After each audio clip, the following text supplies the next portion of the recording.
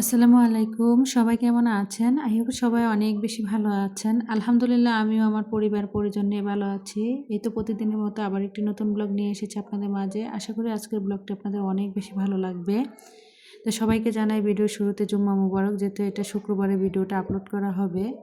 তো যাই হোক, সকালবেলা ঘুম থেকে উঠে চলে এসেছি আর কি। দেখলাম খাটের উপরে নকশাগুলোতে অনেক বেশি ধুলাবালি জমা হয়ে আছে। আর কি বলবো ধুলাবালির কথা। মানে এত বেশি ধুলাবালি এখন যে কোথায় থেকে এসে পড়ে আসলে বলা মানে অনেক বেশি মুশকিল। আর ইদানিং যেহেতু বৃষ্টিপাত হচ্ছে না, দেখা গিয়েছে বাসায় বেশিরভাগ ফার্নিচারে অনেক বেশি ধুলাবালি জমা হয়ে থাকে। ১ দিন বা ২ দিন যদি না মোছা হয়, দেখি যে বালি একদম সাদা হয়ে থাকে আর কি। যতদিন পর্যন্ত বৃষ্টিপাত না হয় ততদিন পর্যন্ত দেখা গিয়েছে ধুলাবালির অত্যাচার চলতেই থাকবে। তো যাই হোক, এখানে আর কি বিছানার খাটটা একটু মানে মুছে নিয়েছি একটা শুকনো ন্যাকড়া দিয়ে, তারপরে বিছানাটা গুছিয়ে নিচ্ছিলাম। আসলে প্রতিনিয়ত দেখা যায় যে আমাদের মেয়েদের কিন্তু প্রতিনিয়ত একইভাবে একই নিয়মে কিন্তু প্রতিদিন মানে সংসারের কাজগুলো করতে হয়। আর সংসার বলে কথা, সংসারটা কিন্তু একটা মেয়ের অনেক বেশি ভালোবাসার জায়গা। সে কিন্তু সেখানে ভালোবাসা থেকে ভালো লাগা থেকেই কিন্তু সে তার সংসারের কাজগুলো করে থাকে।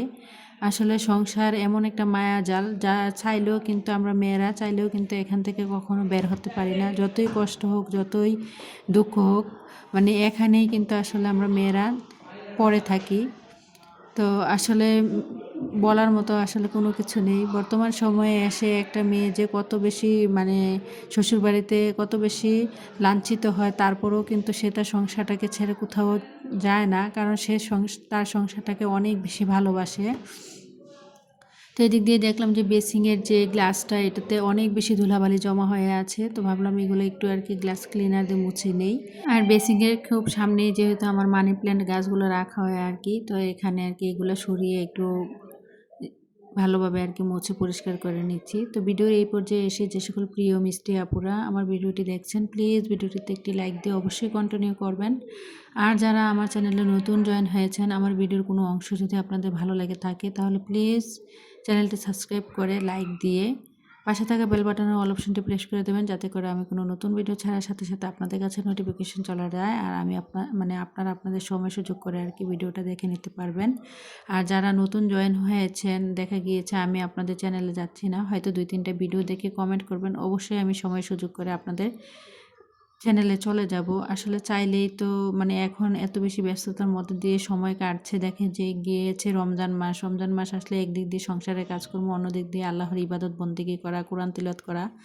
আর আমি যেহেতু একটা কোরআন খতম দেব, মানে সবসময় দেই, তো কোরআন শরীফও পড়তে হয়। দেখা গিয়েছে যে অনেক বেশি ব্যস্ততার মধ্যে দিয়ে সময় কাটে। অনেক সময় দেখা যায় যে অনেক আপুদের ভিডিও মিস করে যায়, পরের দিন আবার দেখতে হয় আর কি। তো যাই হোক, এদিক দিয়ে সংসারের কাজগুলো করে নিচ্ছি। তো আজকের ভিডিও টাইটেল এবং থাম্বনেল দেখে হয়তো বুঝতে পেরেছেন আমি আসলে আজকে কি বিষয়ে কথা বলবো।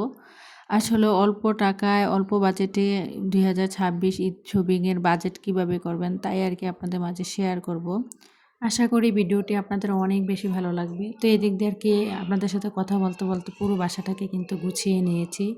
আর একটা বাসাকে তখনই কিন্তু পরিপূর্ণ বা গুছানো পরিপাটি দেখতে মনে হয় যখন বাসাটাকে একদম গুছানো হয়। আর গুছানো পরিপাটি সংসার কিন্তু প্রতিটা মেয়েরই স্বপ্ন।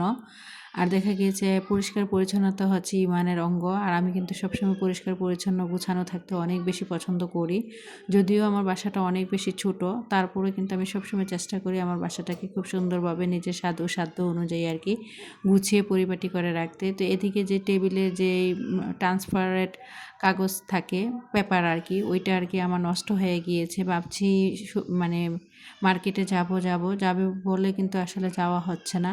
তো যার কারণে আনা হচ্ছে না। তো যাই হোক, এখানে কিন্তু আমি পুরো বাসাটাকে গুছিয়ে নিচ্ছি। আর একটা পরিপাটি সংসার কিন্তু চোখেরও শান্তি, মনেরও কিন্তু অনেক বেশি শান্তি।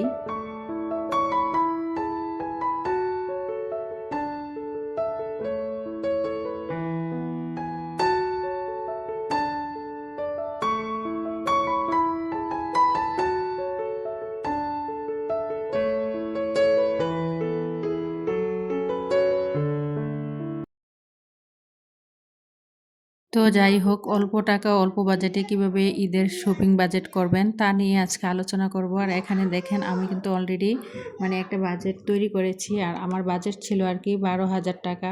আসলে আপনি যখন একটা ঈদের বাজেট তৈরি করবেন তখন কিন্তু আপনাকে মানে একটা নির্দিষ্ট তালিকা বা লিস্ট করতে হবে আপনার বাসায় বা সংসারে পরিবারের সদস্য সংখ্যা কতজন, তারপরে দেখা গিয়েছে আপনার বাজেট কত, তারপরে মানে কাকে কিভাবে দিবেন বা কাকে কত টাকার মধ্যে কত মানে ম্যানেজ করবেন। এই যে এখানে কিন্তু আমার বাজেট ছিল 12,000 টাকা, আর সদস্য সংখ্যা ছিল 5 জন। আর কাকে কিভাবে দিব, যেমন বড় ছেলের কাপড় প্লাস জুতা বাবদ আর কি 3,000 টাকা, ছোট ছেলের কাপড় জুতা বাবদ 2,000 টাকা, মেয়ের কাপড় জুতা বাবদ 2,000 টাকা, আমার কাপড় প্লাস জুতা বাবদ আর কি এই যে 3,000 টাকা। তারপরে শাশুড়ি মায়ের জন্য কাপড় প্লাস জুতা বাবদ আর কি নিয়েছি এখানে 2,000 টাকা। তো সর্বমোট কিন্তু আমি হিসেব করে দেখলাম, বড় ছেলের 3,000, ছোটো ছেলের 2,000, 5,000, মেয়ের 2,000, 7,000, আমার 3,000, 10,000, আর আমার শাশুড়ি মায়ের আর কি 12,000 টাকা। মোট হচ্ছে 12,000 টাকা। তো আপনারা চাইলে কিন্তু কম টাকার মধ্যে অল্প টাকা অল্প বাজেটে কিন্তু আপনার পরিবারের সদস্য সংখ্যা কতজন, কাকে কি দিবেন না দিবেন সব কিছুর একটা নির্দিষ্ট তালিকা বা লিস্ট তৈরি করবেন। তারপরে দেখা গেছে আপনার বাজেট কত, ওইটা মানে তাও কিন্তু ফিক্সড করতে হবে যে আমার এত টাকা বাজেট, আর এত টাকা বাজেটের মধ্যে আমি এতজনকে দেব, আর কি কি দেব সেগুলোও কিন্তু একটা নির্দিষ্ট পরিমাণে লিস্ট করবেন। আর আপনি সবসময় চেষ্টা করবেন আপনি যেই বাজেট করেছেন এই বাজেটের মধ্যে আর কি যেন মানে আপনার যেন কেনাকাটাটা করতে হয়। তো আমি কিন্তু আমার বড় ছেলের জন্য 3,000 টাকা নিয়েছিলাম জুতা আর কাপড় বাবদ আর কি। তো অবশ্যই আপনাদেরকে মানে মানে আমি পরবর্তী ভিডিওতে দেখাবো যে আসলে 3,000 টাকা দিয়ে আমি কিভাবে আমার বড় ছেলের জন্য কাপড় প্লাস জুতা নিয়েছি, বা মেয়ের জন্য কাপড় জুতা নিয়েছি, ছেলের জন্য কাপড় জুতা নিয়েছি, নিজের জন্য নিয়েছি এবং শাশুড়ি মায়ের জন্য নিয়েছি। আসলে চাইলে একটু মাত্র বুদ্ধি আর একটু টেকনিক একটু কষ্ট করলেই কিন্তু দেখা যায় যে অল্প বাজেটে অল্প খরচে কিন্তু আপনারা ঈদের শপিংটা করতে পারেন। দেখা গিয়েছে আমরা যেহেতু মধ্যবিত্ত, চাইলেও কিন্তু আসলে আমরা আহামরি যে অনেক টাকার মার্কেট করব শপিং করব তা কিন্তু কখনোই হয়ে ওঠে না। কারণ আমাদেরকে সব দিক চিন্তা ভাবনা করতে হয়, কারণ সামনেই কিন্তু একটা ঈদেরও কিন্তু একটা এক্সট্রা খরচ আছে। তারপরে ঈদের মধ্যে দেখা গিয়েছে বিভিন্ন জায়গায় ঘোরাঘুরি করতে হয় বা বেড়াতে যেতে হয়, তখনও কিন্তু দেখা গিয়েছে একটা নির্দিষ্ট বাজেট চলে যাবে। তো হিসেব করলে কিন্তু সব দিক দিয়ে কিন্তু হিসেব করে মানে চলতে গেলে দেখা গিয়েছে যে মানে ঈদের অল্প টাকার মধ্যেই কিন্তু ঈদের বাজেটটা করতে হয়। তো আমরা যেহেতু মধ্যবিত্ত, আমি কিন্তু অল্প টাকার মধ্যে অল্প বাজেটের মধ্যেই কিন্তু আমার 5 জন সদস্যের কিন্তু এখানে একটা ঈদের বাজেট লিস্ট তৈরি করেছি। তো ইনশাল্লাহ আমি কিন্তু এই টাকার মধ্যেই কিন্তু খুব সুন্দরভাবে সব কিছু শপিং করব। আর কি কি শপিং করব আর কত টাকা গিয়েছে সব কিছুই কিন্তু আপনাদের মাঝে অবশ্যই নেক্সট ভিডিওতে আর কি শেয়ার করব। তো যাই হোক, আপনাদের সাথে কথা বলতে বলতে কিন্তু আমি এখানে চলে এসেছি মানে আজকে ইফতারিতে কিন্তু বিরিয়ানি রান্না করব। তো বিরিয়ানি রান্না করার জন্য কিন্তু এখানে মাংসটা কষিয়ে নিচ্ছে। আর এই যে লেখাগুলো দেখছেন, আজ কিন্তু প্রায় 15 বছর আগে আমি লেখাপড়া মানে ছেড়ে দিয়েছি। তো প্লিজ সবাই একটু ইগনোর করবেন। আসলে ক্যামেরার সামনে লিখতে গেলে দেখা যায় যে ভুলভাল হয়ে যায়, যার কারণে আমি আর কি আগে থেকেই আর কি রিল্যাক্সে এখানে আর কি লিখে নিয়েছিলাম। তো আমি জানি আমার হাতের লেখাটা অনেক বেশি খারাপ, তো আপুরা একটু ক্ষমা সুন্দর দৃষ্টিতে দেখবেন। কারণ দেখা গিয়েছে প্রায় আজ 15 বছর যাবৎ কিন্তু আমি আর কখনো মানে খাতা কলম এত বেশি হাতে নেওয়া হয় না, জাস্ট একটু ব্যাংকে যাই আর দেখা গিয়েছে ব্যাংক থেকে টাকা উঠাই এই আর কি। আর ছেলে মেয়েদের তো লেখাপড়া মানে যাই হোক, আমি একটু পড়ার সময় পড়া বলে দেই, হয়তো লেখাই মানে আমি লিখি না। তো যাই হোক, এখানে আর কি আজকে ইফতারিতে বিরিয়ানি রান্না করব। তো বিরিয়ানি রান্না করার জন্য মাংসটা কষিয়ে নিয়েছি, আর এখানে 1 কেজি আর কি পোলার চাল নিয়েছি। আর একটু বেশি করেই বিরিয়ানি রান্না করব, কারণ পাশের বাসার ভাবিকেও কিছুটা দেবো আর কি, যার কারণে। তো যাই হোক, আসলে আমরা চাইলে একটু মাত্র বুদ্ধি টেকনিক খাটিয়ে কিন্তু অল্প টাকার মধ্যেই কিন্তু দেখা গিয়েছে অল্প বাজেটেই কিন্তু দেখা গিয়েছে এই 2026 সালের ঈদের বাজেট মানে শপিংটা করে নিতে পারি। কিভাবে দেখেন, আমরা যদি দেখা গিয়েছে অনেক বড় বড় মানে এক দামের কিন্তু দোকান আছে, যেখানে গেলে দেখা গিয়েছে বড় শোরুম, দেখা গিয়েছে বাটার যে শোরুম হয় বা অ্যাপেক্সের যে শোরুম হয়, যখন জুতা কিনতে যাবেন তখন কিন্তু এরকম শোরুমের মধ্যে গেলে তারা কিন্তু সেম মানে এক দরেই কিন্তু সব কিছু বিক্রি করে। তো আমি মনে করি কি এরকম মানে অ্যাপেক্সের বা দেখা গিয়েছে বাটার শোরুমে না গিয়ে যে নর্মাল যে শপিংয়ের দোকানগুলো হয়, ছোট ছোট দোকানগুলো হয়, ওইগুলো থেকে যদি আপনারা কেনাকাটা করেন তাহলে কিন্তু ওনারা দেখা গেছে অনেকটাই দাম কম রাখে। আর বড় বড় শোরুমগুলোতে দেখা গিয়েছে কর্মচারীর হিসেব করে, গাড়ি ভাড়ার হিসেব করে, এসি বিল থেকে শুরু করে কারেন্ট বিল সব কিছু তারা পুষিয়ে কিন্তু একটা জিনিস বিক্রি করে। তা আমি মনে করি কি এইরকম বড় বড় শপের মধ্যে গিয়ে মার্কেট না করে আসলে ছোটোখাটো মানে শপিং মলগুলো বা ছোটোখাটো দোকান থেকে যদি আমরা কেনাকাটা করি, খুব কম দামে কিন্তু আসলে আমরা ঈদের বাজারটা বা কম টাকার মধ্যে কিন্তু ঈদের মার্কেটটা করে নিতে পারবো। তারপরে আবার দেখা গিয়েছে ধরেন এই যে বাচ্চাদের কাপড় চোপড় যখন কেনাকাটা করতে যাবেন তখন কিন্তু দেখা গিয়েছে 2-3টা দোকান ঘুরে তারপরে সবসময় কেনাকাটা করার চেষ্টা করবেন। সবসময় যাচাই বাছাই করে একটা জিনিস একটা জিনিস কেনাকাটা করবেন।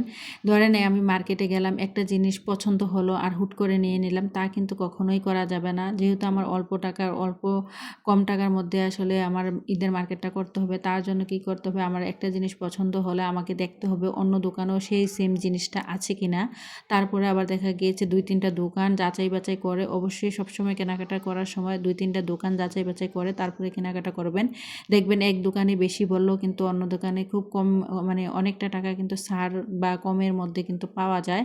তা আমি সবসময় করি কি, যখন আমি মার্কেটে যাই তখন কিন্তু মানে 2-3টা দোকান যাচাই বাছাই করে তারপরে একটা জিনিস কেনার চেষ্টা করি। চিন্তা করি যে কোন দোকান থেকে আমি নিলে আমার 100টা টাকা বা 200টা টাকা কম হবে। দেখা গেছে এক দোকানে একটা জিনিস 1500 টাকা দাম চায়, কিন্তু অন্য দোকান থেকে নিলে কিন্তু এটা আমি 1200 বা 1300 টাকা দিয়ে নিতে পারি। তাহলে নিজে যদি একটু কষ্ট করে বুদ্ধি করে একটু কষ্ট করলাম, হয়তো যে 2-1টা দোকান দেখলাম, তাও কিন্তু ভালো। 2-1টা দোকান যাচাই বাছাই করে কেনাকাটা করলে দেখা গিয়েছে আপনার কিন্তু এখান থেকে অনেকটা টাকা কিন্তু সেভিং হয়। আর সেই সেভিংয়ের টাকা দিয়ে কিন্তু চাইলে আপনি আবার অন্য আরেকটা জিনিস কিনে ফেলতে পারেন। তো আমি মনে করি কি, যারা 2026 সালে এসে মার্কেট করবেন তারা অবশ্যই সবসময় হুট করে একটা জিনিস কিনে ফেলবেন না। সবসময় যাচাই বাছাই করে হিসেব করে তারপরে আর কি একটু বুদ্ধি খাটিয়ে কেনাকাটা করার চেষ্টা করবেন। এতে করে দেখা গিয়েছে অল্প টাকার মধ্যে, অল্প বাজেটের মধ্যেই কিন্তু দেখা গিয়েছে আপনারা ঈদের মার্কেটটা করে নিতে পারবেন। তো যাই হোক, আপনাদের সাথে কথা বলতে বলতে কিন্তু এখানে আমি কিন্তু বিরিয়ানিটা রান্না করে নিয়েছি, কারণ যেহেতু ইফতারির সময় হয়ে যাচ্ছে আর কি। আর আজকের ইফতারির মেনুতে তরমুজ, তারপরে তার বিরিয়ানি রাখবো আর কি। দেখা গিয়েছে সব প্রতিদিন একই টাইপের খাবার কিন্তু ভালো লাগে না। তো রমজান আসার পর থেকে কিন্তু আমি সবসময় চেষ্টা করছি এক এক দিন এক এক রকমের আর কি খাবারের মেনু রাখার জন্য বা ইফতারিতে আর কি। তো যাই হোক, এখানে কিন্তু ইফতারির সময় হয়ে গিয়েছিল, তো আমরা সবাই মিলে আর কি খেয়ে নিচ্ছিলাম। তারপর জুতার দোকান থেকেও যখন কেনাকাটা করবেন অবশ্যই যাচাই বাছাই করে তারপরে কেনাকাটা করবেন। প্রতিটা জিনিস কেনার আগে অবশ্যই অন্তত মানে 2-3টা দোকান যাচাই বাছাই করে কেনাকাটা করার চেষ্টা করবেন। এতে করে দেখা গিয়েছে যে আপনারা কম টাকার মধ্যে, অল্প বাজেটে, অল্প টাকার মধ্যেই কিন্তু ঈদের শপিংটা করে নিতে পারবেন। তা আমি অল্প টাকার মধ্যে কীভাবে বাজার করব বা মার্কেট করব অবশ্যই আপনাদের মাঝে শেয়ার করব। তো যাই হোক, এখানে আর কি আমাদের ইফতারি রেডি হয়ে গিয়েছে। তো ইফতারির কথা যেহেতু বলে ফেলেছে, এখন আর কি আমরা সবাই মিলে এখানে ইফতারিটা করে নেব। তো আমার পরবর্তী ভিডিও দেখার আমন্ত্রণ জানিয়ে আজকের মতো ভিডিওটা এখানেই শেষ করছি। সবাই ভালো থাকবেন। খোদা হাফেজ। আসসালামু আলাইকুম।